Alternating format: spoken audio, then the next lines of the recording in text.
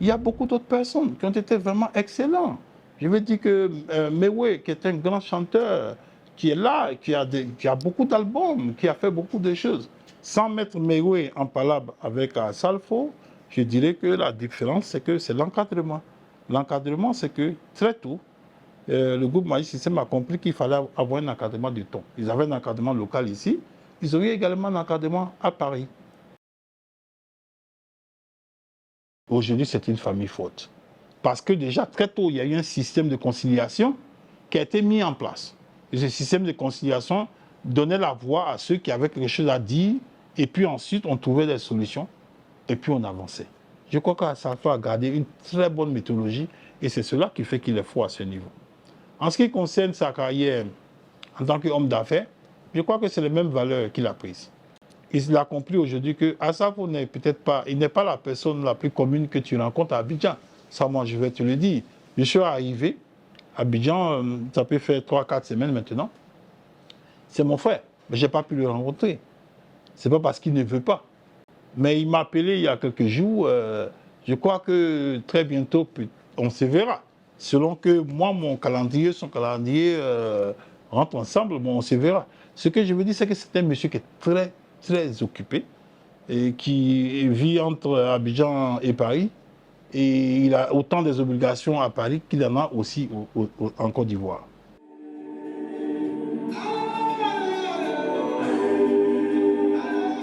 Non, non, je ne suis pas d'accord avec ça, évidemment. Parce que vous savez, l'information, là, il faut savoir donner la vraie information. Vous voyez, quand vous regardez les grands magazines européens, il y a toujours de nouvelles scènes. L'artiste peut traverser des moments difficiles.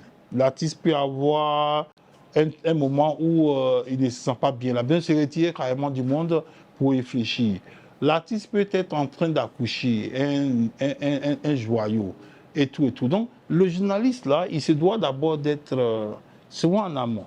Ce n'est pas quand l'album il sort qu'on sait comment est-ce que l'album a été fait. Il faut être là, il faut regarder un peu. Nous, à l'époque, là, nous, on était en studio.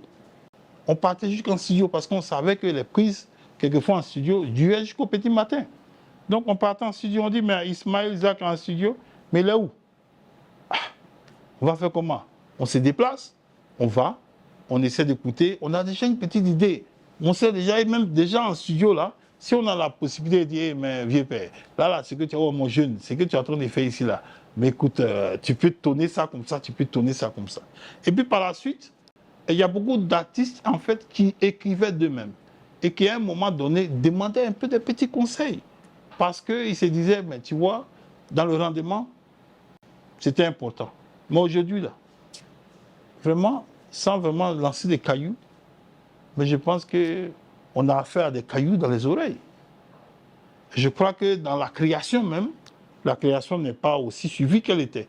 Mais quand tu écoutes un texte qui est écrit par Assalfo, il y a de la suite dans les idées.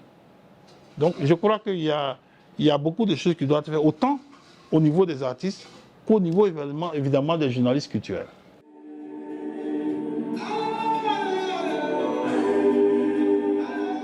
Non, la musique ivoirienne, elle, quel que soit ce qu'il est, ça va. Depuis Niaoulé Jimmy jusqu'à aujourd'hui, les gens dansent le poulier. Le poulier n'ira nulle part. C'est la même chose qu'on parlera du zouglou. On dira que le zouglou ne va nulle part également. Le zouglou ne peut qu'être ascendant. Et c'est dû au fait que on a beaucoup de jeunes groupes qui sont venus, qui sont également virulents. On a les patrons, on a plein, on a VGA, VDA, et plein d'autres groupes qui cartonnent, il faut le reconnaître. Mais également, regardez, au niveau des tests, c'est vrai qu'on danse, et on aime bien ce qu'on écoute, mais il y a un message toujours, le message qui vient. C'est ce message-là, depuis les parents du campus, c'est ce message-là qui est resté. Comment véhiculer un message?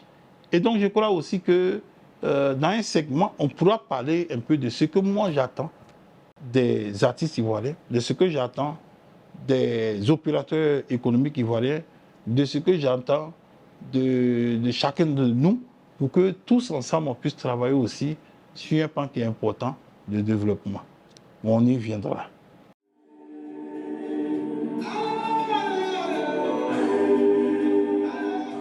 Oh, belle actualité, je viens de me marier. Je me suis marié, je pense, le week-end passé. Ouais, samedi. Oui, à Kwadioaya Tatiana, mon épouse. Et donc, à ce moment-là, on vient juste de sortir de la lune de miel. Et je suis heureux. Maintenant, je travaille sur ODD, qui est une organisation non gouvernementale. Et donc, c'est un peu tout. Mon quotidien aujourd'hui, c'est un peu travailler avec mes collaborateurs sur ODD, comment asseoir ODD et surtout comment changer les mentalités. Maintenant, ODD, c'est ordre, discipline et développement. Ordre, discipline et développement parce que nous avons, tu sais, le développement a horreur du bruit. Hein? Le développement aussi a horreur de l'incivisme. Le développement a horreur du laxisme. Donc, nous constatons à ODD que la Côte d'Ivoire est évidemment sur la bonne voie. On voit beaucoup de développement, les routes par-ci et par-là. On voit beaucoup de grands projets de développement. Je crois que mes collaborateurs m'ont fait savoir tantôt que même l'abattoir de Port-Boué a eu un financement à hauteur de 18 milliards pour sa réhabilitation. Maintenant, ce que nous constatons, c'est que nous voyons qu'il y a des grandes routes et des caniveaux qui sont faits. Malheureusement, tous ces caniveaux sont remplis de sable, sont remplis de poussière, etc., etc. Le gouvernement, déjà, il fait beaucoup. Hein. Il est en train d'apporter le développement. Il est en train de faire des grands travaux de développement. Mais nous devons aussi accompagner le développement en changeant nos mœurs. En changeant nos mœurs. Nous sommes responsables de ce que nous avons. Nous avons de belles routes, mais elles vont se dégrader plus rapidement parce que nous ne connaissons pas l'effet de l'eau sur le bitume. Nous ne connaissons pas l'effet de l'eau des caniveaux bouchés qui finissent dans des salons de beaucoup d'entre nous. Donc, pour nous, nous voulons faire une sensibilisation tous azimuts. Nous voulons nous appuyer sur trois grandes ethnies, le Bété, le Baoulé et le Djoula, le Malinké, pour en faire en sorte que les populations commencent à comprendre c'est quoi le caniveau là, qui est là, pour qu'on le mette.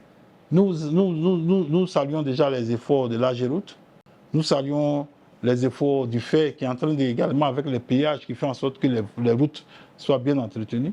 Mais nous pensons qu'une structure à elle seule ne peut pas endiguer, régler le problème proprement. Nous voulons que toute la Côte d'Ivoire puisse participer en changeant nos mœurs. Les week-ends, je pense qu'il serait quand même intéressant que les week-ends, on se forme en groupe dans nos quartiers, qu'on débouche un peu les caniveaux. Qu'on débouche les caniveaux. Que quand quelqu'un dans la rue jette un papier, qu'on lui rappelle que non, c'est pas comme ça qu'on fait.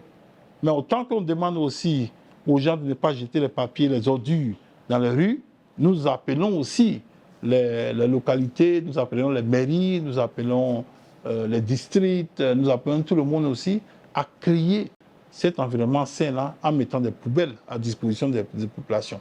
Je ne dis pas que quelqu'un ne jette pas la peau de banane, mais la personne a la peau de banane à sa main et il n'y a pas de poubelle pour qu'elle s'en débarrasse. Donc il y a beaucoup de travail à faire. Nous voulons participer aux côtés des pouvoirs publics. Nous voulons aux côtés des pouvoirs publics faire en sorte que les choses puissent avancer. C'est notre mission.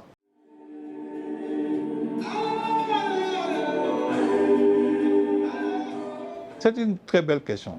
Moi, je me suis toujours dit, j'ai eu une belle opportunité. En 2005, j'ai eu cette opportunité-là de représenter la Côte d'Ivoire aux États-Unis. Je pense que la sélection s'est faite par l'ambassade des États-Unis. L'ambassade des États-Unis recherchait quelqu'un qui avait un certain niveau. Donc à l'époque, je pense qu'ils cherchaient quelqu'un qui soit journaliste, qui ait une maîtrise, un niveau de maîtrise, et quelqu'un qui soit fluent en anglais et en français. Et donc, ils cherchaient la personne, ils n'arrivaient pas à trouver la personne. Et un jour, un de mes doyens, qui avait été invité à l'ambassade, à la résidence de l'ambassadeur, était à table avec l'ambassadeur, et l'ambassadeur qui lui disait, mais attends, on ne va pas trouver quelqu'un pour représenter la Côte d'Ivoire, mais ce n'est pas possible. Et l'ancien lui a dit, mais pourquoi? Donc le grand frère Charles Dameda, qui était aux côtés de l'ambassadeur, a dit, mais la personne que vous cherchez là, moi je la connais. Et l'ambassadeur dit, mais comment ça? Il dit, mais parce que déjà même quand il va avec Magic System au Ghana, c'est lui qui parle à la télévision nationale, là-bas pour Magic System. Donc, c'est quelqu'un qui est fluent en anglais et j'aimerais que vous l'appeliez. Donc, il donne mon numéro à l'ambassadeur. Et le lendemain, moi, je fais un reportage à l'époque avec Tapé d'eau, qui à l'époque avait un reportage à l'Hôtel Ivoire. Donc, je vais au reportage. Mon téléphone sonne, je prends, c'est l'ambassadeur des États-Unis. Il me dit, bonjour, bonjour, mais il me dit, mais est-ce que tu peux venir à mes bureaux? Je dis, donc, je me pose la question. Il me parle évidemment en anglais. Hein? Non, il ne parle pas français, lui. Il me parle évidemment en anglais. Donc, je me rends à ses bureaux. Et puis, il me fait part, il me donne son secrétaire qui me parle, on cause et tout, et tout. Puis après, on me dit, bon, vous avez passé, c'est vous vraiment qui pouvez représenter la Côte d'Ivoire. Donc, j'ai eu la chance, une chance inouïe. C'était en même temps un reportage, mais une formation sur la biotechnologie.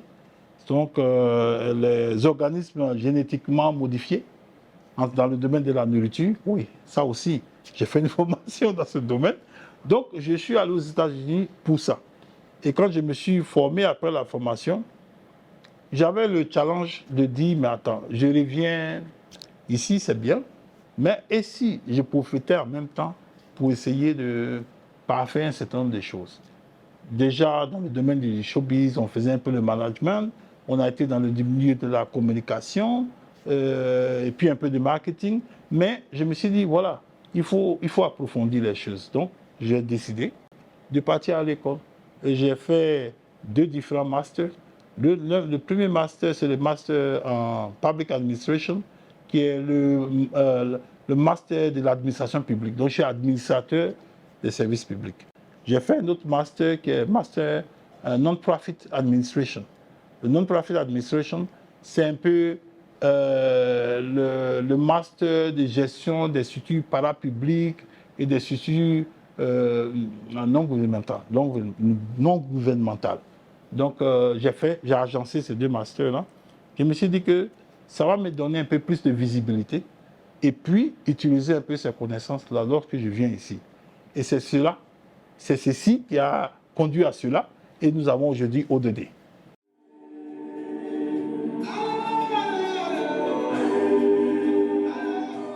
Chanceux, j'ai parlé l'anglais déjà.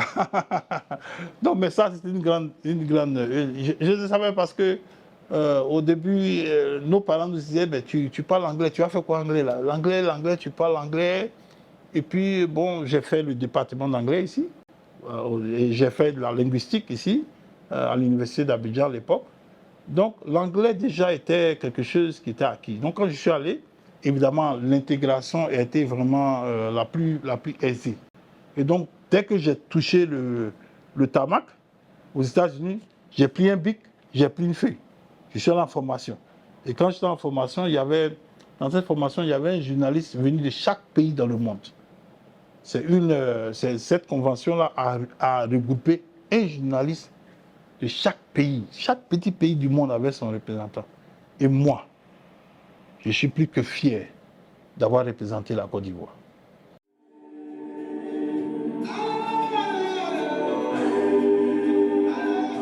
Bon, vous me trouvez à la maison, hein. Ça veut déjà dire quelque chose, n'est-ce pas? Je suis à la maison. En général, beaucoup de mes amis, quand ils reviennent, ils vont dans des résidences où c'est des parents. J'ai décidé qu'il fallait que je puisse avoir pied sur terre. Je suis à la maison avec madame. Je suis heureux d'être ici. Donc je crois que c'est le premier pas, le pas du retour. Mais c'est un retour qui s'est fait. Pourquoi? Parce que j'ai l'impression que chacun de nous a quelque chose à apporter. Moi, je veux venir. La petite pierre, là, c'est quoi? C'est d'être juste un acteur du développement. Aider. Je dis bien les gouvernants. Aider les gouvernants en étant l'interface. Aider aussi les populations à comprendre ce que le gouvernement fait pour leur propre bien. Parce que quelquefois, hein, les gens ont peur de la piqûre. Tu vas à l'hôpital, on te dit que voilà, on va te faire une piqûre parce que tu n'as pas lu. Et que la piqûre va te guérir. Mais les populations ont peur, les gens ont peur de la piqûre. Souvent même, il faut se battre avec eux pour qu'on leur fasse la piqûre. Pourtant, c'est pour leur bien. Et c'est la même chose. Je crois que le gouvernement fait beaucoup de grands programmes. Beaucoup, beaucoup. Malheureusement, les populations ne connaissent pas et ne comprennent pas ou font semblant de ne pas avoir l'information, ou non, carrément ils n'ont pas l'information. Nous voulons créer l'interface. Nous voulons appeler tout le monde à être un acteur du développement. Nous invitons donc tous les opérateurs économiques, nous invitons les différentes télé, radios, nous invitons les différentes régies financières à essayer de nous approcher pour que nous puissions ensemble concocter ces campagnes-là que nous allons mettre à la disposition des populations. Campagne en Djoula, campagne en BT, campagne en Baoulé. Nous allons faire ces grands montages-là, mais nous avons besoin de tout le monde.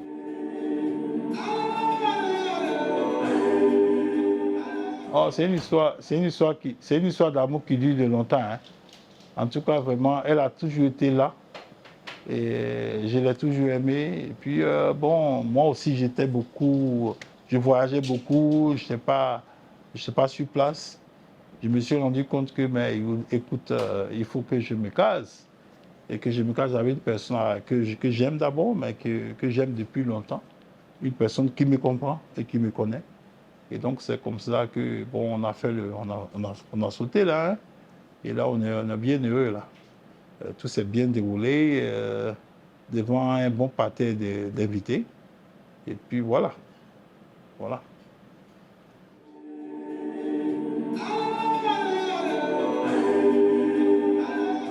Moi, j'ai heureux de l'avoir vu avant qu'il ne devienne ce qu'il est devenu. Et puis, Arafat, moi, quand je le voyais au début, je voyais un jeune homme turbulent.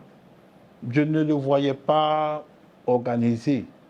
Et je crois que c'était peut-être je n'avais pas une bonne vision de lui. Et je crois que quand je rendais visite également à son père, à Noumambo, à cette époque-là, je ne sais pas à Noumambo, à Blocos, à cette époque-là, ce que je voyais, c'était quelqu'un qui n'avait pas la tête sur les épaules. Donc, pour moi, Arafat d'abord m'a fait mentir. Il m'a fait mentir. Il m'a montré qu'il ne fallait pas juger juste le livre là par son couvert. Il m'a montré qu'il avait du talent à en revendre. Et le monde aujourd'hui est témoin de cela. Et je suis, à titre posthume, je suis très fier de lui. Très fier. J'ai toujours été. Je le suis encore plus. Très fier de lui.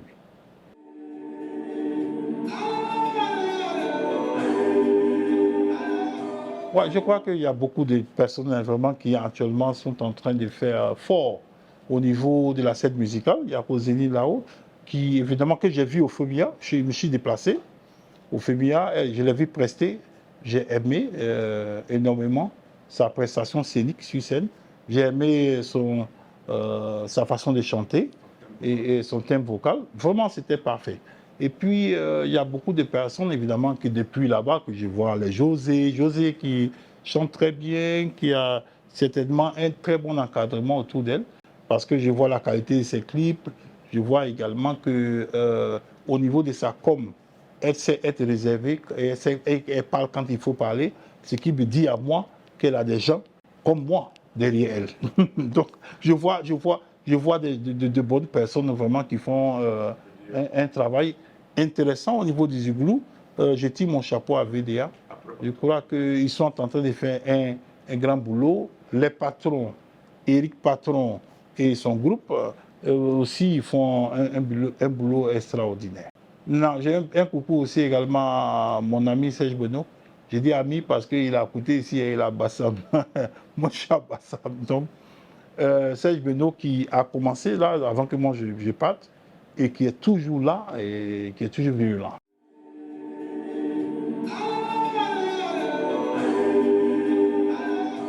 Je vais dire quelque chose. Il y a beaucoup de gens qui ont été de grands chanteurs dans ce pays. Et je vais commencer par Niaoulé Djimi. Niaoulé Djimi, il était époustouflant.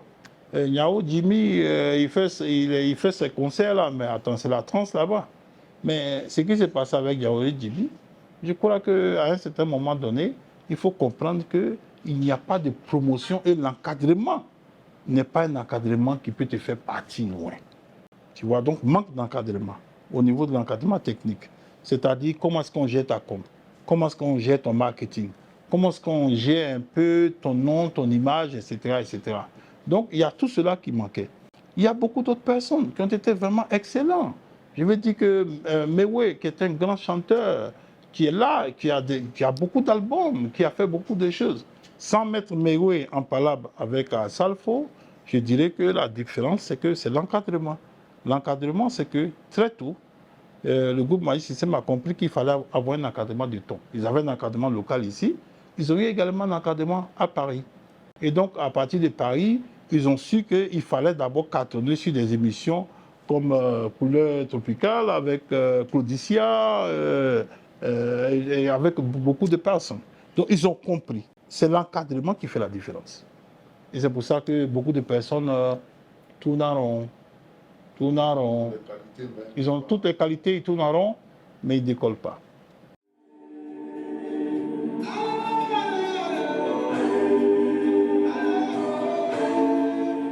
Oui, le monde est changeant. Et je crois qu'aujourd'hui, il fut une époque où nous, on travaillait avec les premiers Motorola qui étaient sortis, qui étaient des gros téléphones comme ça. On dirait chaussures, tu veux prendre pour gifler quelqu'un. Et à cette époque-là, nous, quand on avait ces Motorola, mais tu vois, on était des grands types. Hein. Et quand tu partais à la cabine pour appeler quelqu'un, on te disait la minute était, je ne sais pas combien, 1000 francs, ou je ne sais plus à combien c'était à l'époque. Mais on a dépassé cette étape-là. On est arrivé à une étape aujourd'hui où, dans la mondialisation, tout de suite, là, je prends mon téléphone, je prends mon satellitaire, et là où on est arrivé aujourd'hui, c'est que moi, j'ai un satellitaire. Ça veut dire quoi? Je n'utilise pas l'Internet d'ici, je n'utilise pas les réseaux traditionnels d'ici, et donc je peux partir directement au satellite. J'ai l'Internet qui me vient de là-bas. J'ai mes appels qui sont filtrés, qui viennent de partout, qui viennent là-dessus, que je peux également utiliser. Ça veut dire que le monde a évolué.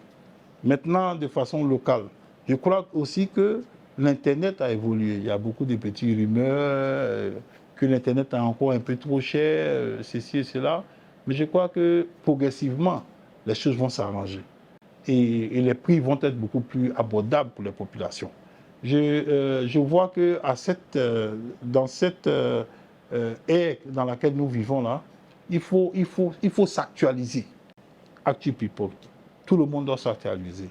Si avant, tu as ton vieux gros Motorola là, c'est sur ça que tu veux travailler, ben, tu auras des problèmes. Il faut évidemment, tout le monde a des laptops aujourd'hui, tout le monde est connecté et tout le monde lit plus ou moins ses nouvelles sur son téléphone, sur son laptop, sur son ordinateur au travail. Et donc, aujourd'hui, je pense que la technologie est en train de prendre le devant. Il faut que les gens puissent s'actualiser.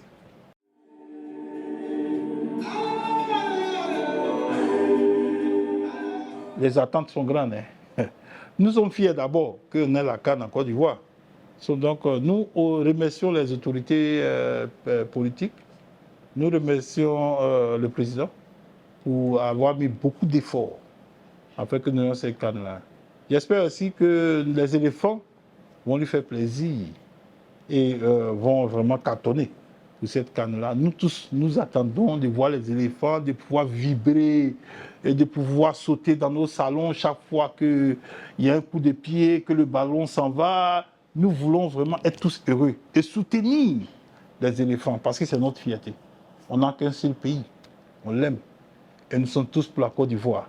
Et nous sommes fiers que la CAN soit ici. Nous demandons vraiment à notre équipe nationale de nous faire plaisir. Nous voulons qu'ils puissent mouiller le maillot. Voilà.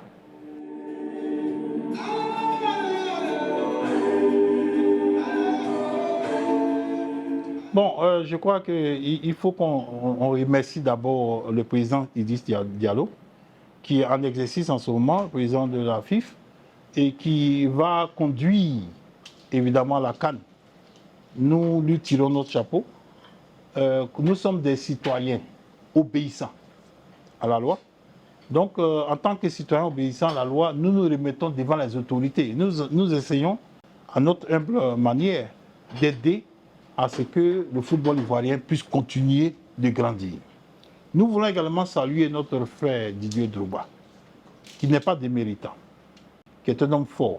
Son temps viendra.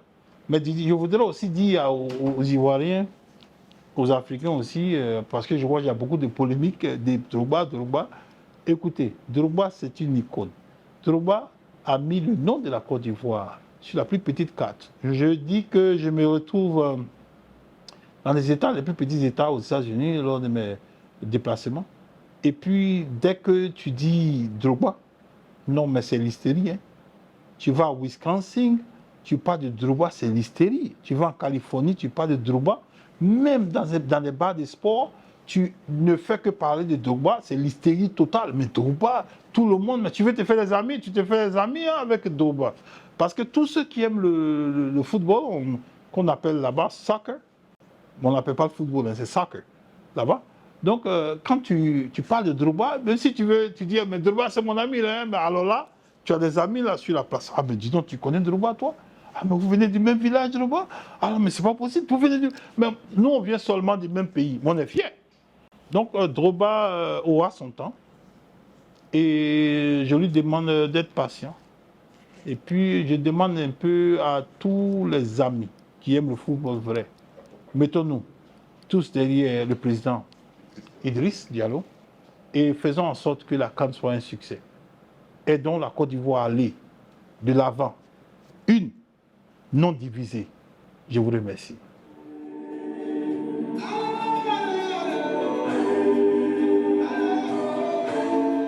Je suis fier d'être ici en Côte d'Ivoire, chez moi. Je suis fier de pouvoir très bientôt rencontrer des amis comme Assalfo, avec qui nous avons fait un chemin. Je suis fier de l'accueil que beaucoup de personnes m'ont donné déjà, en privé, qui m'ont rencontré, sont venus me voir, et tout et tout. Ordre, discipline et développement, qui est ODD, qui est en train de s'implanter. Une fois de plus, je suis fier de ce qu'il y a une très bonne réceptivité autour du travail de ODD. Et donc, j'appelle les uns et les autres à venir nous rejoindre, à venir nous aider.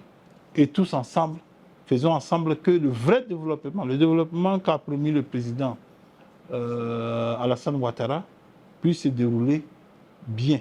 Nous devons tous ensemble jouer notre rôle. ODD est là et ODD veut engager les populations. ODD veut engager les acteurs sur le terrain. ODD veut faire en sorte que nous tous, nous puissions ensemble travailler pour qu'il y ait vrai développement. Il peut y avoir la route. On peut vous construire un monument vraiment le plus cher au monde, mais s'il n'y a pas d'entretien, mais si les populations ne savent pas chérir ce monument-là, évidemment, à la fin, ça ne ressemble à rien. Donc il faudrait que nous tous nous puissions jouer notre part. Je vous remercie.